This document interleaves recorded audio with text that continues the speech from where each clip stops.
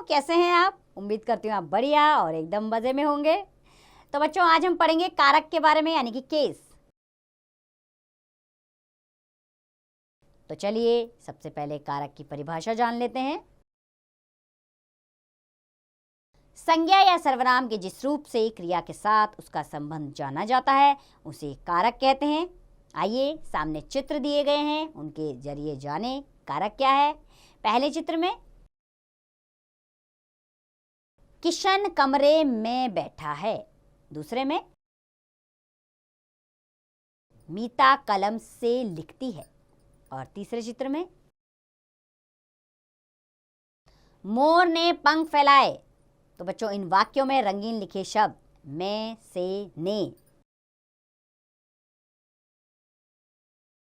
में से ने संज्ञाओं का संबंध वाक्यों की क्रियाओं से बता रहे हैं, इसलिए ये क्या हैं शब्द? ये कारक हैं। आइए आप कारक के प्रकार जानें। कारक के 8 भेद हैं, इन्हें प्रकार भी कहते हैं और भेद भी बुलाते हैं। तो इसका पहला भेद है कर्ता कारक।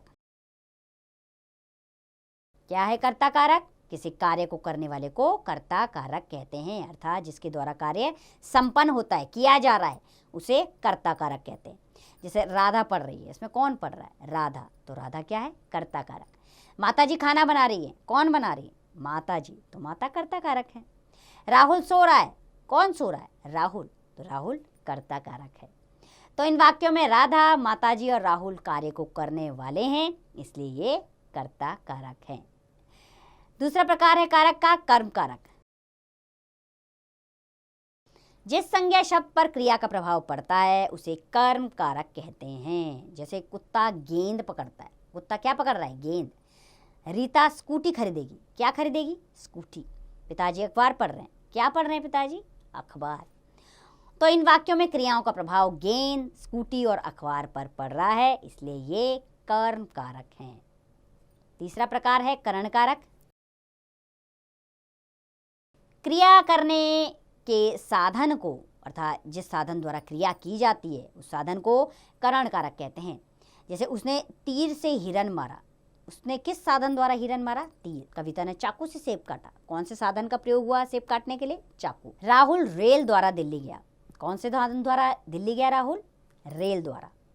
तो बच्चों, इन वाक्यों में तीर, चाकू और रेल क्रियाओं के साधन है, इसलिए करण कारक है, अर्थात इन साधनों द्वारा क्रिया संपन्न हुई है, तो ये करण कारक है। चौथा प्रकार है कारक का संप्रदान कारक। जिसके लिए क्रिया की जाती है उसे संप्रदान कारक कहते हैं। जैसे कि रवि अपनी बहन के लिए किताब लाया। तो किताब कौन लाया? रवि। किसके लिए? अपनी बहन के लिए, अर्थात उसने अपनी बहन के लिए कुछ किया, किताब लाने का काम। तो इसमें कौन सा कारक है? संप्रदान कारक, और रवि शब्द है संप्रदान कारक। भिखारी के लिए रोटी लाओ। तो भिखारी के लिए क्या लाई गई? रोटी। किसके लिए? भिखारी के लिए। तो भिखारी शब्द संप्रदान कारक है, क्योंकि यहाँ पर भी भिखारी के लिए कुछ किया गया है। प्रतिज्ञा ने अपनी भाई के लिए राखी खरीदी। प्रतिज्ञा ने किसके लिए राखी खरीदी? अपने भाई के लिए।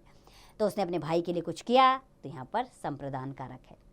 तो बच्चों, इन वाक्यों में क्रियाएं बहन, भिखारी और भाई के लिए की जा रही हैं, इसलिए ये संप्रदान कारक है।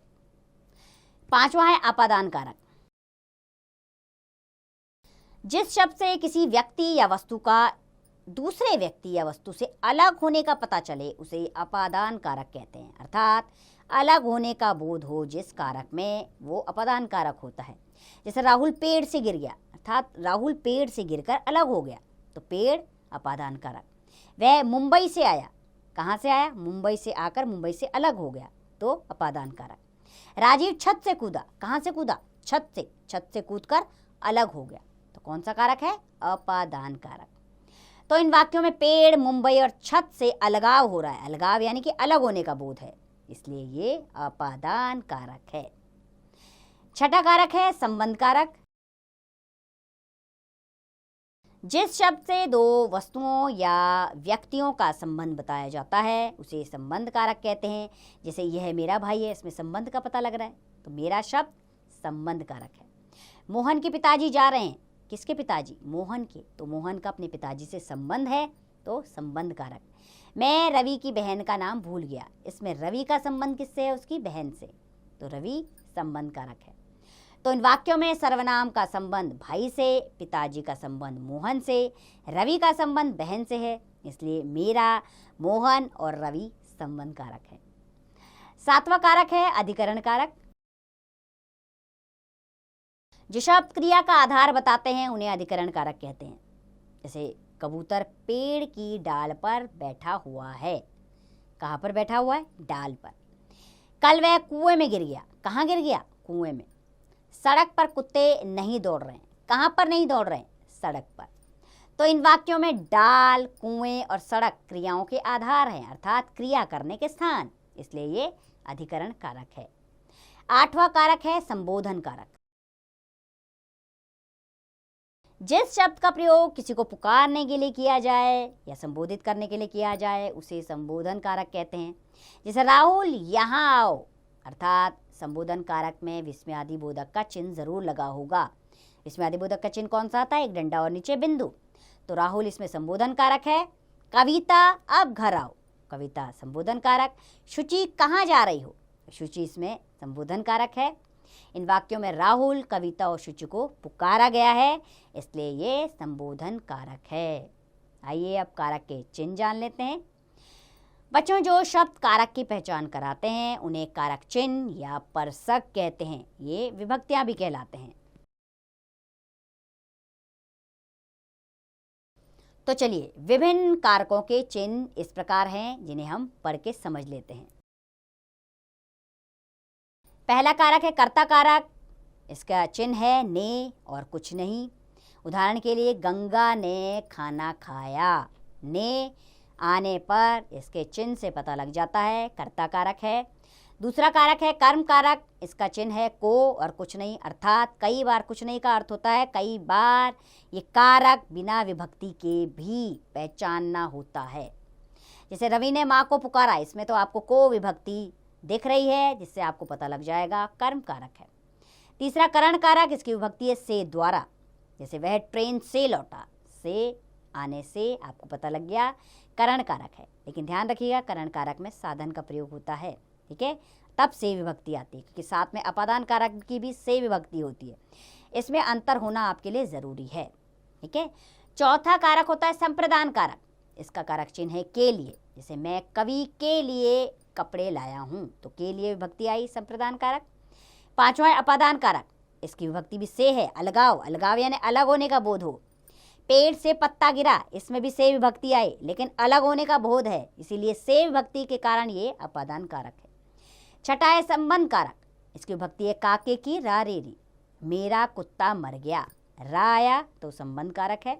अधिकरण की विभक्ति है में पर। जैसे कुत्ता सड़क पर बैठा हुआ है, जगह बैठने की जगह पर आया है, अधिकरण कारक। आठवां है संबोधन कारक। जैसे हे, ओ, अरे तथा संबोधन चिन्ह इसके चिन्ह होते हैं। जैसे बच्चों अब अपना काम करो, इसमें बच्चों को संबोधित किया जा रहा है तो संबोधन कारक है। आइए बच्चों इस पाठ को एक बार आपके अभ्यास के लिए एक बार और दोहरा लेते हैं। वाक्य की क्रिया का वाक्य की संज्ञा या सर्वनाम से संबंध बताने वाले शब्द कारक कहलाते हैं। कारक के 8 भेद होते हैं: कर्ता, कर्म, करण, संप्रदान, अपादान, संबंध, अधिकरण तथा संबोधन। ये कारक के 8 भेद हैं। अब आपने कारकों के भेद अच्छे से याद करने, इनके विभक्ति चिन्हों के साथ। आपको पता होना चाहिए कौन से कारक की कौन सी विभक्ति होती है। इसी के बाद आप वाक्यों में कारकों की पहचान को कर पाएंगे। अब इसका अभ्यास कार्य आप स्वयं कीजिए।